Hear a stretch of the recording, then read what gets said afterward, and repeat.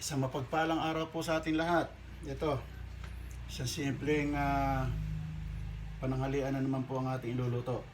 Magigisa po tayo ng upo. Yan. Atin po munang tatalupan ng upo. Na ang isasahog po natin dinikdik na hipong maliliit.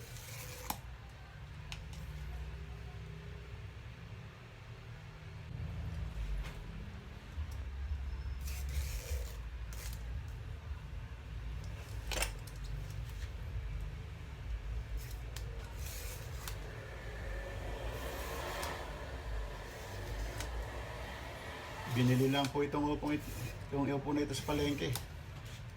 Wala tayong mga tanim dito. Wala tayo sa probinsya.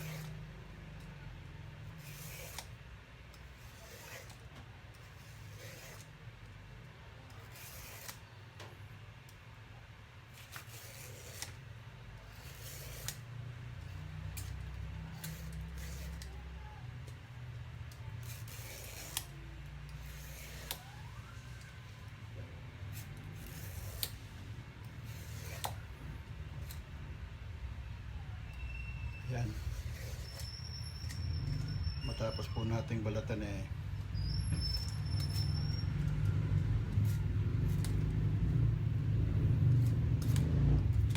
atin namang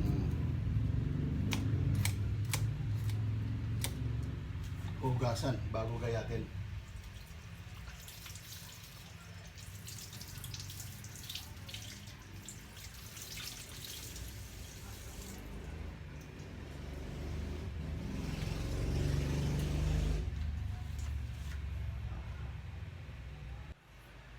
Matapos nating mabalatan at mahiwa, bababad muna sa tubig.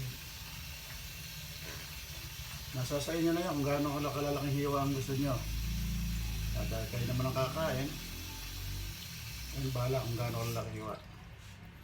Habang piniprepare naman natin na ibang ingredients, hayaan muna siya nakababad sa tubig.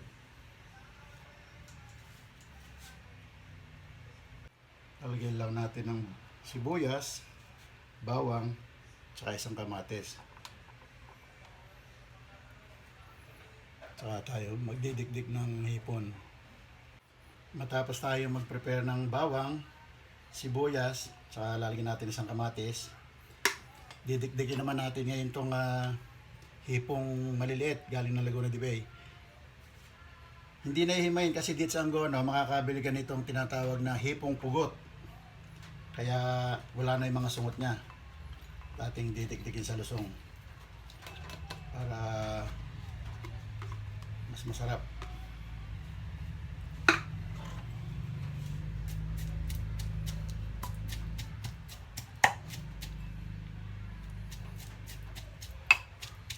Simpleng pananghalian na naman ang ating piniprepare ngayon.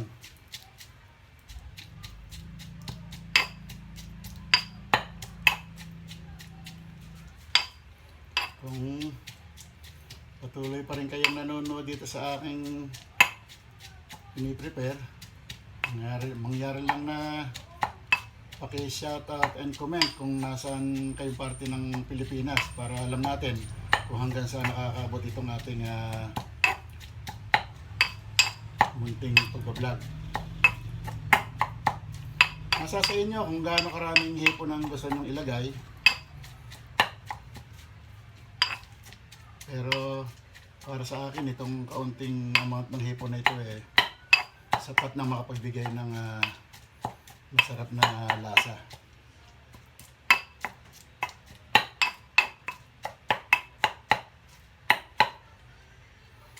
Idikdikin niyo siya hanggang maging pino.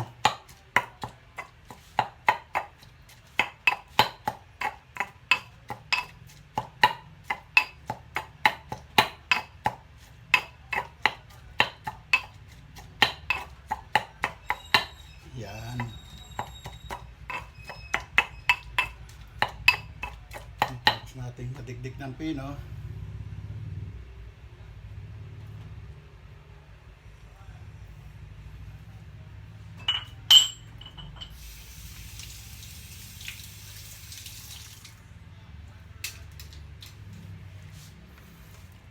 At ito naman ang magiging kapartner ng ating ginisang upo ngayong pananghalian. Ipiprito natin itong daing na bangos.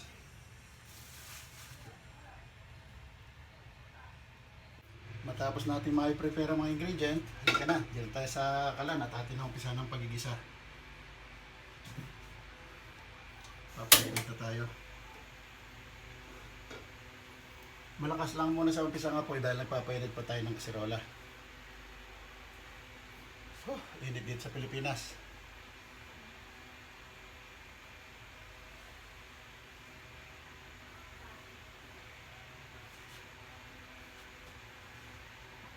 Habang nagpapainit, lalagyan natin ng konting mantika.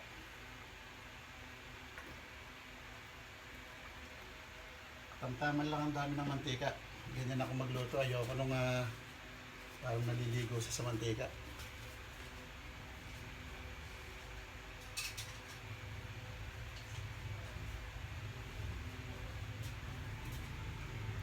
Itong ating lulutuin lalagyan niya rin pala ng isang paminta, yung durog na.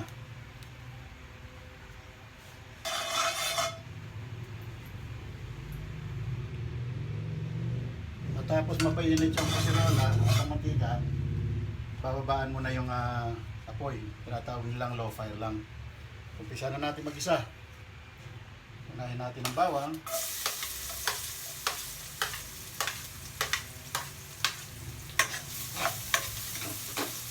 Hindi yata sinungaling super lolo, bakit hindi mabango? Sabi nila pag daw mabango nag-iisa ng bawang sinungaling daw niluluto. Yun yung mga kasabihan lang.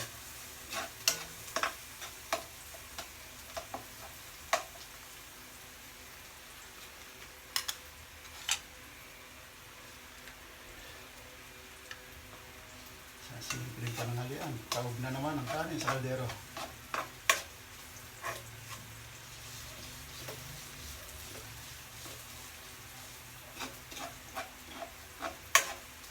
Muli, maraming salamat po sa ating mga supporters, mga followers, sa inyong walang sawang pagsuporta sa amin. Matapos magkulay gold ng konti ang bawang, susunod natin ang sibuyas.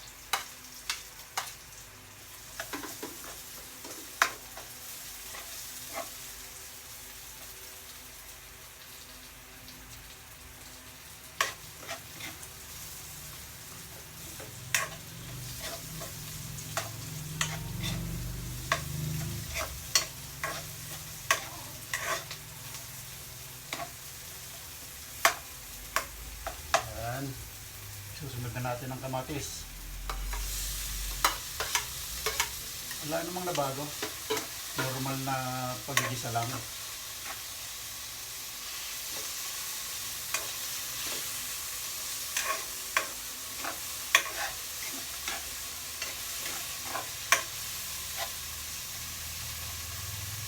Ang gagamitin natin pangalan ngayon patis. Ito ang ginagamit namin patis. Lawrence patis. Lawrence patis, baka naman. Tansyahan lang ito. Wala na akong sukat-sukat.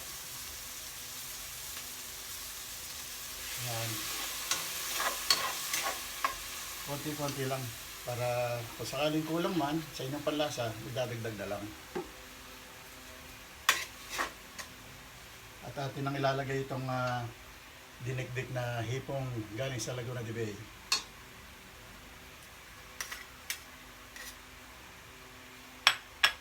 Haluin para lalo siyang lumasa.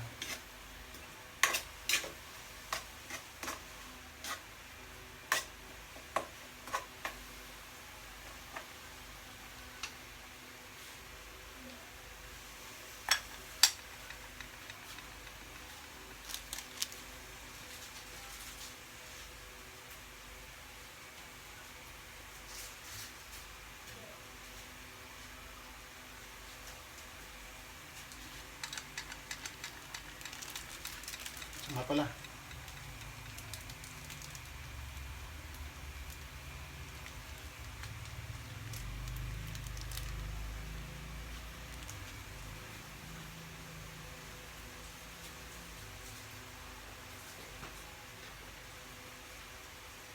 Sasabay ko nang ilagay ito sa pagigisa itong pamintang durog para mas lalong lumasa.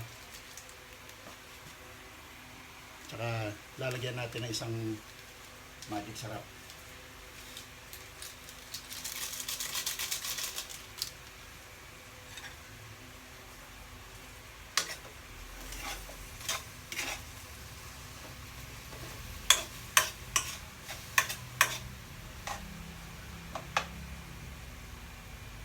Tapos nung mapaghalo-halo mga ingredients, ilalagay na natin ang yung hiniwang upo.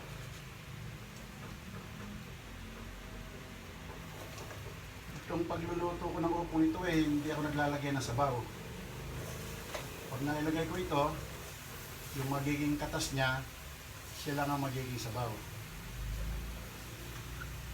Nyo titikman. Depende sa inyong panlasa kung anong kulang, kung kulang pa sa alat.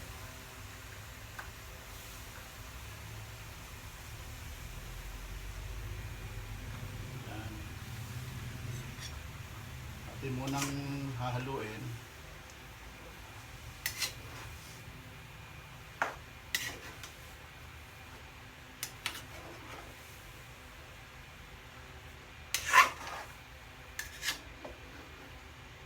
Maliit yata yung kasirola kong nagamit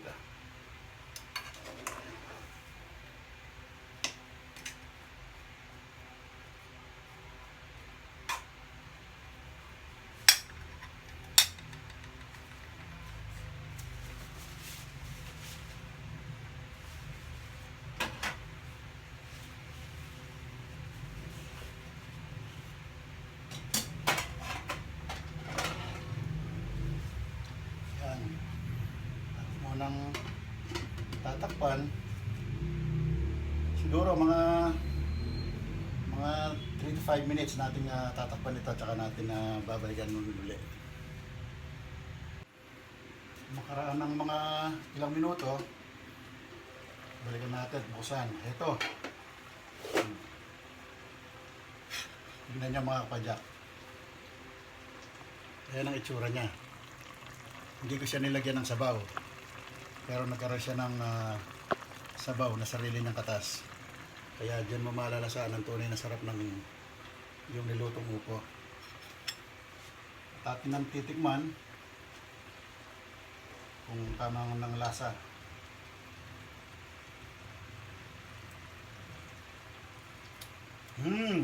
Manyaman. Haluin ng konti.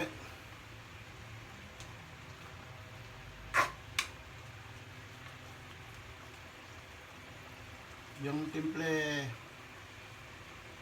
okay na para sa akin. Alat na katamtaman.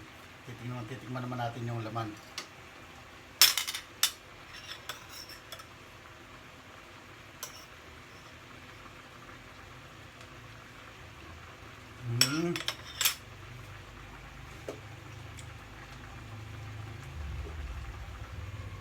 Okay pa.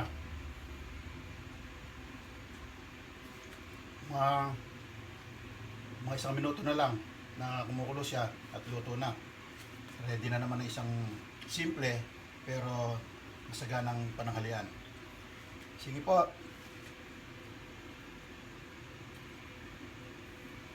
Maligayang araw sa inyong lahat. Kung nasa man kayong parte ng Pilipinas, mabuhay tayong lahat. Salamat po.